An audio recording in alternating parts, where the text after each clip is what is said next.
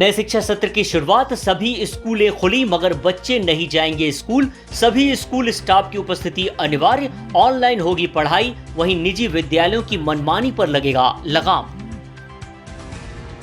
प्रदेश में नए शिक्षा सत्र का प्रारंभ 16 जून से कर दिया गया है, जिसमें सभी शालाओं को खोलने की अनुमति दी गई है। जिसमें डीओ ने सभी प्राचार्य को निर्देशित किया है कि वह अपने तमाम स्टाफ के साथ स्कूल समय में कार्यालय में मौजूद रहें। हालांकि मौजूदा वक्त में अभी कक्षाएं संचालित नहीं होगी, ना ही बच्चे स्कूल आएंगे। कोरोना वायरस के चलते लंबे समय बाद स्कूल खोलने की अनुमति दी गई है, जिसमें ऑनलाइन के माध्यम से ही सभी कक्षाएं संचालित होगी, जिसमें बच्चे ऑनलाइन के माध्यम से ही अब पढ़ाई कर पाएंगे। क्योंकि मौजूदा वक्त में अभी भी कोरोना संक्रमण गया नहीं है, वह तीसरी लहर को लेकर भी सरकार चिंतित है। तीसरी लहर में चिंता का सबसे बड़ा विषय है कि तीसरी लहर में जो संकेत हैं वह बच्चों को लेकर है।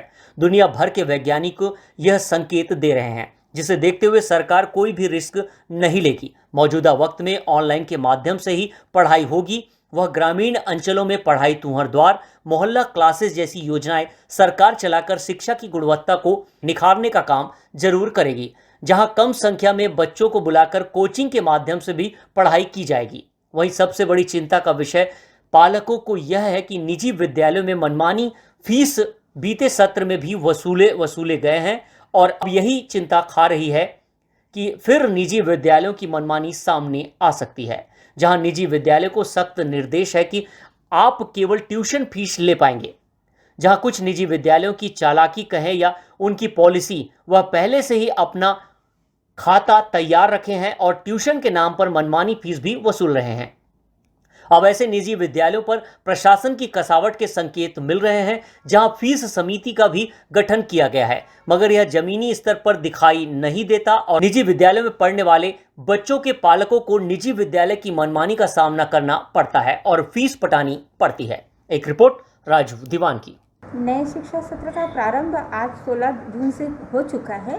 सभी शिक्षकों को निर्देशित कर दिया गया है, संस्था प्रमुख को, कि वो 100% उपस्थिति अपनी शाला में देंगे और आगामी सत्र के जो है वो ऑनलाइन कक्षाएं संचालित होनी है, तो उसकी तैयारी प्रारंभ करेंगे। पिछले वर्ष जिस तरह से ऑनलाइन क्लासेस चल रही थी, उसी प्रकार से इस साल भी हम ऑनलाइन कक्षाओं का संचालन करेंगे, क्योंकि अभी बच्चों को स्कूल में आने के संबंध में कोई स्पष्ट निर्देश नहीं मिला है। और जिस तरह से डीपीआई में से उच्च कार्यालय से हमें निर्देश प्राप्त होगा, वो विस्तृत जानकारी हम नीचे उपलब्ध करा देंगे। जिस तरह पिछले साल भी शिक्षा प्रभावित रही, उसी रीति से हम ये भी मान के चल रहे हैं कि इस वर्ष भी यदि नेटवर्क प्रॉब्लम और अन्य इश्यूज़ यदि होते हैं तो शिक्षा थोड़ी बहुत प्रभावित होगी। ये लंबा चलेगा ऐसा नहीं कहा जा सकता है। बहुत जल्दी इस पर निर्णय ले लिया जाएगा कि ऑफलाइन कक्षाएं जैसे औपचारिक हमारी शाला खुल जाए, इस पर भी विचार चल रहा है। तो मुझे नहीं लगता है कि बहुत ज़्यादा बच्चों का नुकसान होगा।